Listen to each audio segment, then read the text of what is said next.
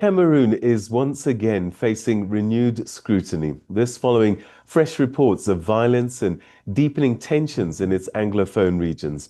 The office of the Vice President of the self-declared Federal Republic of Ambazonia has accused the Cameroon military of killing 5 civilians in Bafut in Mezam County, describing the incident as part of what it calls a systematic campaign of state-sponsored repression. Now, this comes just days before Ambazonian prisoners across several detention centers in the country and also from outside as far afield as Oslo and the United States begin a coordinated 3-day hunger strike to protest their continued detention. And this is despite international rulings ordering some of these prisoners to be released. All of this also unfolds against the backdrop of Cameroon's recent elections, which have left many observers asking big questions whether President Paul Biya, now more than 4 decades in power, has further cemented his authority and whether any meaningful political challenge remains inside the country or even within the diaspora. Well, to help us understand and make sense of some of these latest developments, we're joined by Dabney Yerima, who's the Vice President of the Republic of Ambazonia. Vice President Yerima, thank you very much indeed for joining us on Channel Africa. Well, thank you, Peter, for having me. It's always a pleasure to be on your platform and talk about what is happening in my country of origin, Ambazonia. Let's begin with the most recent incidents. Your communique talks about civilians being killed last week. Tell us a little bit more about what happened and how the community is responding. Well, the incident in Bafut took place in a small breakfast shop. And these people were there just to buy breakfast, and the owner was preparing omelette for his clients. Then the military came there, massacred them in cold blood, took their wallets, removed all the money they had, and they disappeared. This kind of acts, heinous acts, are rampant in our territory today because the military of French Cameroon, the invading military, has been given the rights to do whatever on our people because the main objective of the Biya regime is to assimilate us, loot our resources, and, with the help of France, change us for who we are. But as a people, we have refused that our culture, our traditions, our lifestyle are not for sale. Mr. And Yerima, they thought within 3 months. Mr. Yerima, I'm going to jump in a little bit because of time. Yes, can you be certain that these were Cameroon national military and not bandits, perhaps dressed up? It was the Cameroon military. And there is also those that they call the Atanganji boys, sponsored by the Minister of Territorial Administration, Paul Atanganji, who commit crimes against humanity in our territory. And they always want to blame it on our liberation volunteers. A few days back in Bafut, the same place where this happened, there was a birthday party going on. And during that birthday, they invaded the place and 9 other innocent civilians were massacred. So this is very rampant in our territory. The military can at any time decide to abduct young men and women, take them to their stations, and then they'll be asking their family members to come and bill them with large sums of money. And if your family cannot afford, then you either disappear or you rot in jail for no reason, just being there, doing your normal activity, striving to help your family, and they will just come and abduct a lot of people. They call it in French, calé calé. So that is what is rampant in our territory today. How do the authorities justify this? What do they say they are doing? And they have to have an explanation, or do they answer to no one? French Cameroon is a kangaroo republic. Who is even leading that country today? We don't know who is leading that country. The elections took place, and it's a couple of weeks since Paul Biya rigged the election again. They cannot even come up with a cabinet. That is how bad that country is. So the military on their part, and now that the country is also having some financial difficulties, even to pay salaries to civil servants, the military on their part, they use it as business now.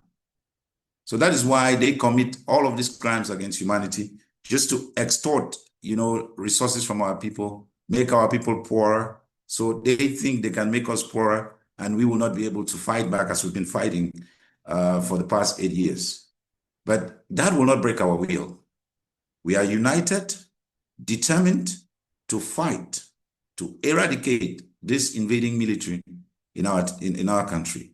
And nobody's held accountable. You know of the incidents of Garbu, where children were massacred, pregnant women killed, the incidents of Kwakwa, that villages were razed down, elderly people burned in their houses alive. Nobody has taken responsibility. What they try to do is to cover up these heinous crimes against humanity. But thank God, there are human rights organizations who have come outrightly to blame the actions of the military in our territory. Your communique calls on Ambazonian prisoners to go on a 3-day hunger strike. Why have they chosen this moment, and what are the key demands? Well, that communique is to support the call by our prisoners of conscience across the prisons in Ambazonia, in the prisons in French Cameroon, and in the prisons in the diaspora. They are in these prisons because they are fighting for the self-determination of Ambazonia. And they made that call because during that period, it is the International Human Rights Day. So they are having this hunger strike to mark the International Human Rights Day. So my call was to, my communique was to amplify that call. So the demands are that they must release all political prisoners and heed to the Human Rights Council Working Group and the Abuja High Court ruling, which demanded that the government of French Cameroon should release all political prisoners immediately. But the world knows now that the government of French Cameroon does not heed to international or respect international norms or heed to calls of that nature. That is why they are still in jail. We are hoping that the appeal that we made in the Supreme Court in Abuja, I think will also come up with a positive ruling from the Nigeria side. And so their demands are that you should release all political prisoners, organize dialogue without preconditions between French Cameroon and Ambazonia in a neutral ground and with organized by muscular nations that can implement the agreements of such a dialogue. And also calling on the international community to send a fact-finding mission to Ambazonia so that they can, record firsthand the crimes against humanity that are committed in Ambazonia by the invading military of French Cameroon.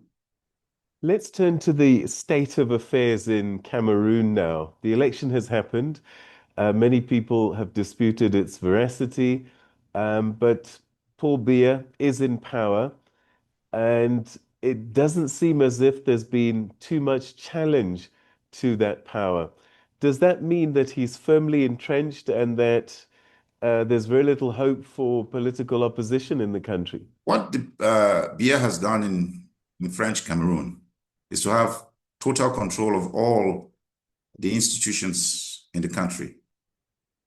But I want to bring to your awareness that, when these elections were being prepared, the people of Ambazonian refused, that they were not going to participate in it. We had a 6 weeks lockdown of our territory. Our people did not participate because we know the results of the elections are already pre-written. So to expose the regime of Biya, we decided that our people should not participate in that election. We locked down our territory. And you see, so what the opposition candidate did was to ask his followers to stay in the polling stations and count the votes of the election. And that they did. So in French Cameroon, he won. So Biya claims that he won this election because our people came out and voted for him. What a paradox. You are at war with the people. Who will come out and vote for you? None of them. And even members of his political party who are from our territory, some of them resigned from the party because our people did not come out to vote. And they said, these manipulations must stop. So we exposed the regime in a way that, they could not, we destroyed their rigging mechanism. And the international community can see for themselves what happened, because they said these people did not vote. How do you claim you won the elections because of the votes from Ambazonia? So that is why many nations have not even sent a message of congratulation. I think America said, congratulate you for your inauguration, not your re-election. So I think that is the kind of sentiments that is going across the world. But we are calling on people of good conscience to put pressure on that regime, even international sanctions on members of that regime who have captured that state. And we always tell our brothers and sisters in French Cameroon that the day Ambazonia will be free will be the day that they will be liberated too. And we've called on them to know that it only takes a revolution to find a solution in that country. And they must be ready and willing to fight as Ambazonians have fought. And some of them are saying, Ambazonia, the citizens of Ambazonia were opening their eyes to that evil regime that has held that country hostage for more than 43 years, but they never saw it. They were partisan with it to commit crimes against humanity on our people. But now these elections have proven to them that Ambazonia had seen this long coming, and that is why we decided to say we must restore the independence of our country. And when we did that, we stood up as a people. Paul Biya declared war on us, and they are fighting us. Even when before our elders, our elderly statement had even called since 1980 that we should return to the two-state federation of two states of equal status. They refused. And now they are seeing the consequences. We are determined to reinstate our independence as a country that we are, and there is no turning back. Mr. Yerima, Vice President of Ambazonia, thank you very much indeed for joining us on Channel Africa. Thank you, Peter, for having me. And I want to thank you for always using your platform to tell the world about what is happening in Ambazonia, because most of the institutions that enhance peace and justice in the world are failing all taxpayers across the world who are sponsoring this organizations, because they are not doing what they are supposed to do. And I believe if they were doing what they were supposed to do, in Africa, we will not be hearing about the crisis in Sudan or the crisis in Congo, and they are not talking about the genocide in Ambazonia. Thank you very, very much indeed, Mr. Vice President. You're welcome, Peter.